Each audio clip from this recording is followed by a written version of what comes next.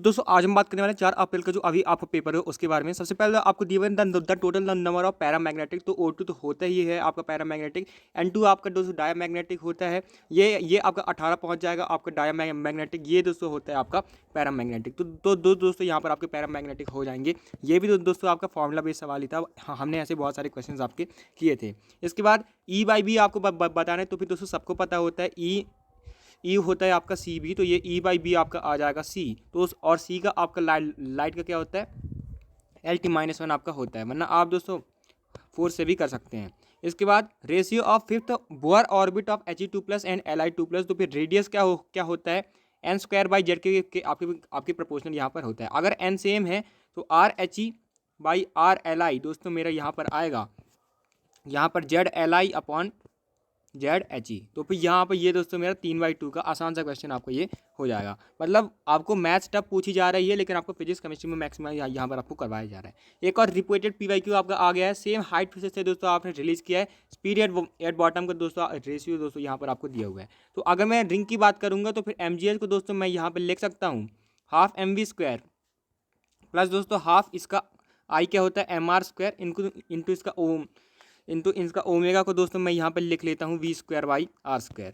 तो यहाँ से दोस्तों आपका इसका V यहाँ पर क्या आ जाएगा, इसका V दोस्तों यहाँ पर आ जाएगा M से M यहाँ पर हम काट लेते हैं √2GH दोस्तों, ये मेरे यहाँ पर आ जाएगा। इसके बाद हम ऐसा करते हैं, दूसरे वाले के लिए निकालते हैं सॉलिड स्फीयर के लिए। तो फिर इसके लिए मैं दोस्तों MGH को लिख सकता हूँ ½ mv² प्लस इसका दोस्तों आई क्या होता है, यहाँ पर इसका 2/5 mr² दोस्तों यहाँ पर आपका होता है। इसके बाद इसका 2/5 mr² दोस्तों यहाँ पर होता है V²/R²। तो यहाँ से दोस्तों जब आप इसको कैलकुलेट करेंगे तो ये आपको देखने से आपको पता चल रहा है 7/10 का रेशियो आपका आ जाएगा। रिपीटेड PYQ है, 2022 का क्वेश्चन आपको सेम दे दिएगा। तो मतलब नीट के क्वेश्चन और पुराने क्वेश्चन आपको दोस्तों रिपीट यहाँ पर होते हुए दिख रहे हैं। अब यहाँ पर दोस्तों मीन फ्री पार्ट आपको इतना दे दिया 20 माइक्रोमीटर और स्पीड आपको इतनी दी, तब आपको फ्रीक्वेंसी निकालनी है। सबको पता होता है फ्रीक्वेंसी = f लैम्डा, तो V/λ। सिर्फ वहाँ पे दोस्तों आपको एग्जीक्यूट करते आना चाहिए। तो अच्छी तरीके से रिलैक्स माइंड से दोस्तों आप वहाँ पे जाइएगा। इसके बाद ये हो जाएगा 3 × 10⁻6 दोस्तों यहाँ पर आपका आ जाएगा। मतलब जो भी आपको वो दी हो 3 × 10⁷ हर्ट्ज दोस्तों आपकी फ्रीक्वेंसी आ जाएगी। मतलब इसके बाद अगला क्वेश्चन आपको ये दिया हुआ है कि यहाँ पर A और B, तो यहाँ पर अगर C आपका 16 है, यहाँ पर मेरे को आप ये बताइए कि यहाँ पर आपको पोटेंशियल डिफरेंस A है और यहाँ पर हम दोस्तों कुछ B मान लेते हैं, यहाँ पर कुछ B मान लेते हैं। इनका कोई मतलब नहीं है, क्योंकि दोस्तों ये अपने अंदर में ही खेल चल रहा है। कोई इनका A B से आपका फ़र्क यहाँ पर नहीं पड़ रहा है। ये 16 है और ये 16 है, 16 आपके पैरेलल में है ना जी। 16 दोस्तों आपके पैरेलल में है। 16 पैरेलल में मतलब कैपेसिटेंस में सीधा आपको जुड़ेगा, तो मतलब 32 माइक्रोफैराड दोस्तों इसका आंसर आ जाएगा। इसके बाद incorrect order of atomic radius मैंने आपको बोला था P ब्लॉक में, यही आपसे वो दोस्तों पूछ सकते हैं। तो दोस्तों आपका आप जानते हैं कि आपका एल्यूमिनियम का आपका ज़्यादा होता है, इंडियम में आपका ज़्यादा होता है। मैंने आपको क्या ऑर्डर बताया था, बैगन आलू गाजर इन थैला में, मतलब बैगन गाजर आलू इन थैला। तो यहाँ पर एल्यूमिनियम का दोस्तों यहाँ पर आपका गैलियम से बड़ा होता है। गैलियम का आयनिक रेडियस भले बड़ा हो, लेकिन एटॉमिक रेडियस दोस्तों आपका बड़ा यहाँ पर नहीं होता है। इसके बाद ये भी एक बहुत अच्छा क्वेश्चन, ये ऐसे क्वेश्चन हमने दोस्तों बहुत किए थे ऐसे सीरीज। तो आप टॉप 100 दोस्तों अच्छे से करके जाएंगे ना, तो आप आसानी से बना लेंगे। NaOH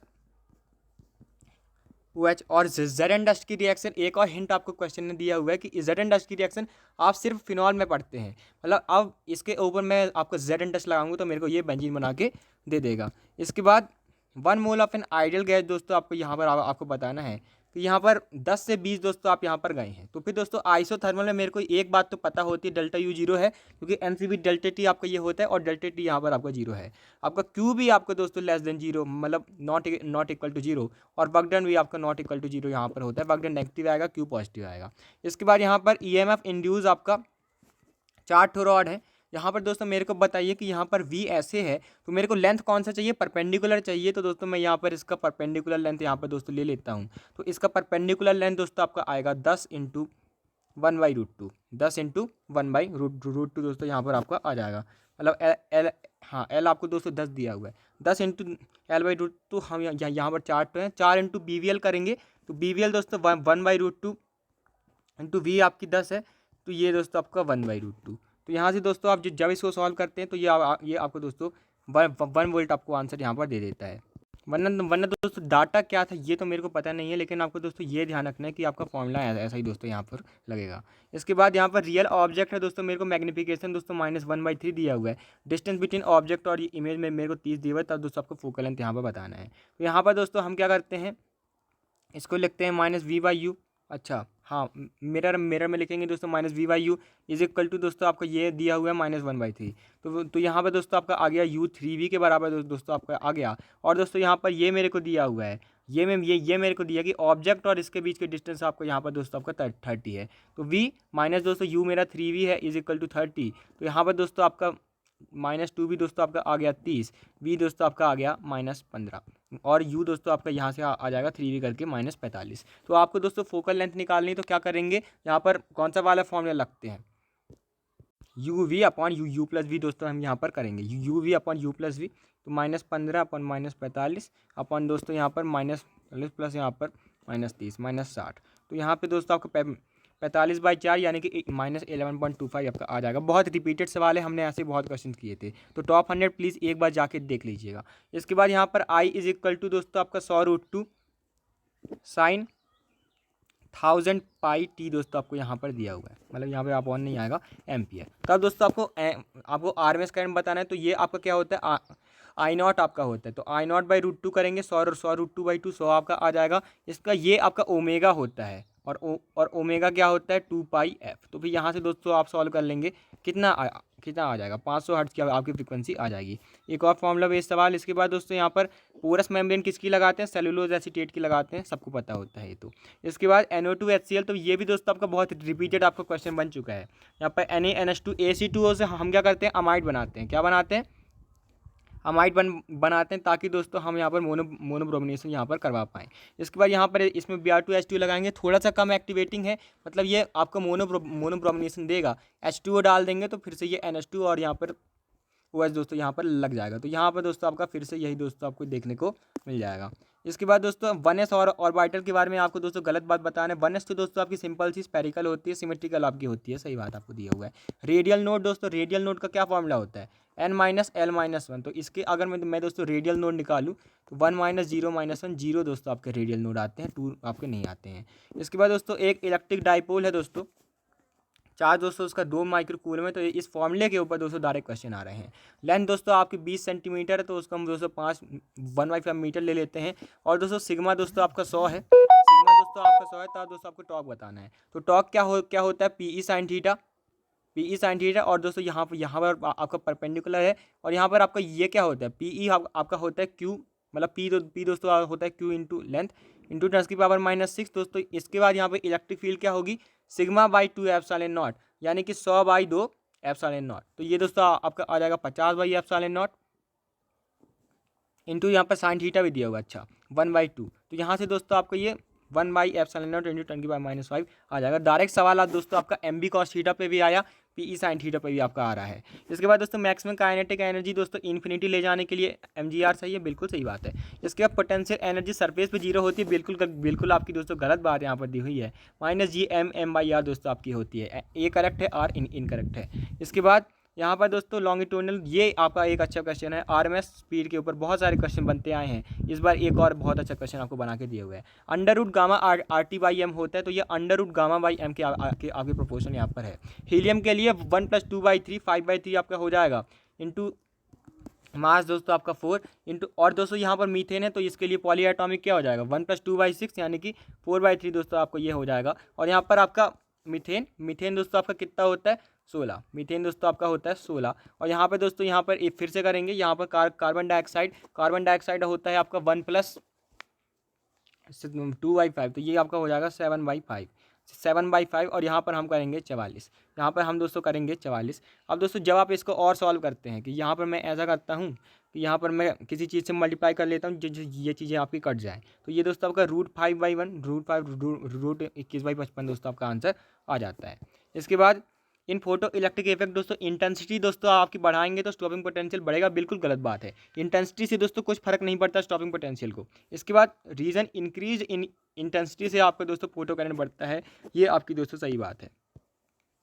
इसके दोस्तों टोटल स्टीरियो आइसोमर्स Ma3B3 बहुत बार दोस्तों आपको यहाँ पर बताया गया था, Ma3B3 फेस मर, क्योंकि यही चीज़ें आपसे वो पूछ सकते हैं। इसके बाद CrCl2C2O4 होल ट्वाइस, मतलब इसका सिस वाला ऑप्टिकली एक्टिव होता है। बहुत आपकी बारीक बात है, ये सिस वाला ऑप्टिकली एक्टिव है, मतलब ये आपको 2 आइसोमर देगा, और इसका ट्रांस वाला तो आपका ऑप्टिकली इनएक्टिव होता है। तो और यहाँ पर 3 आपके टोटल हो जाएंगे। इसके बाद यहाँ पर डिस्चार्जिंग दोस्तों आपको बहुत बार यहाँ पर आपकी बताई गई थी। यहाँ पर दोस्तों एनोड में क्या बनता है, मतलब दोस्तों आपको यहाँ पर Pb बनता है और एक जगह आपका Pb2+ दोस्तों आपको यहाँ पर बनता है, लड़का आपका एनोड होता है। तो मतलब यहाँ पर एनोड में क्या होगा, 2 से 0, और यहाँ से आपका 2 से 4 दोस्तों आपका यहाँ पर आपका हो जाएगा, 2 से 0, यहाँ से 2 से 4 दोस्तों आपका हो जाएगा। इसके बाद यहाँ पर कौन दोस्तों, इंटरमॉलिकुलर एल्डोल। इंटरमॉलिकुलर और एल्डोल मतलब दोस्तों होता है एल्कीन किस में, रिंग में। एल्कीन किस में, रिंग में। एल्केन किस में, रिंग में है, इसमें है, इसमें है, इसमें है, इसमें दोस्तों बाहर है, मतलब इसमें बाहर से आपकी कहानी चली हुई है। इसके बाद ये भी बहुत स्टैंडर्ड सवाल, पीएच दोस्तों आपका 6 है, तब दोस्तों आपकी न्यू कंसंट्रेशन इतनी है, तब दोस्तों आपको यहाँ पर बताना है। तो फिर दोस्तों यहाँ पर 10⁻⁻6 दोस्तों मेरे यहाँ पर पीएच है। ये क्या होता है, √Ka/C, √Ka/C दोस्तों। यहाँ पर मैं इसको स्क्वायर कर दूँ तो 10⁻12 इज इक्वल टू मेरा Ka/C दोस्तों आपको यहाँ पर आ जाएगा। ये हो जाएगा 4 × 10⁻⁻4। तो यहाँ से दोस्तों आपका ये 25 × 10⁻⁻4 आपका आंसर हो जाएगा। इसके बाद यहाँ पर θ1 θ2 दोस्तों आपको यहाँ पर बताना है। तो यहाँ पर T1 आपका लग रहा है, यहाँ पर दोस्तों आपका T2 लग रहा है। कल भी यही दोस्तों आपका क्लासिकल सवाल यहाँ पर आया था। ये भी θ2 होगा, बिल्कुल सही बात है। ये भी दोस्तों आपका θ1 यहाँ पर आपका हो जाएगा। एक दोस्तों मैं अगर दोस्तों हॉरिजॉन्टल में मैं बात करूँ तो T2 cos θ2 is equal to T1 cos θ1 और दोस्तों यहाँ पर T1 दोस्तों आपका √3 T2 है, मतलब T1 दोस्तों आपका √3 T2 है।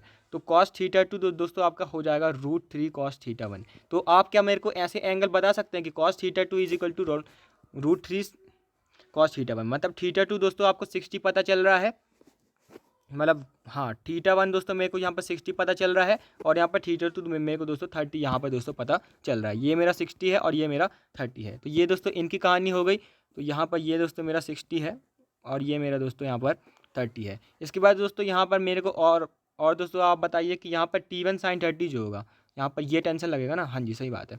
इसके बाद यहाँ पर T1 sin 30 जो होगा, प्लस दोस्तों आपको यहाँ पर